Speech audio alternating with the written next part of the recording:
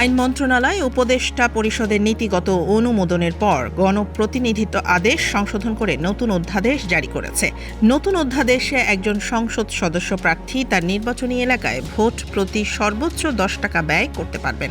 মনোনয়নপত্রের সঙ্গে জমা দিতে হবে 50,000 টাকা জামানত, যা আগে ছিল 20,000 টাকা।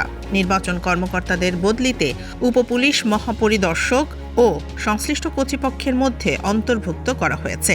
এছাড়া প্রার্থী ও রাজনৈতিক দলের ক্ষেত্রে মিথ্যা তথ্য, অপতথ্য, গুজব এবং কৃত্রিম বুদ্ধিমত্তা অপব্যবহার রোধে নতুন অপরাধের বিধান সংযোজন করা হয়েছে।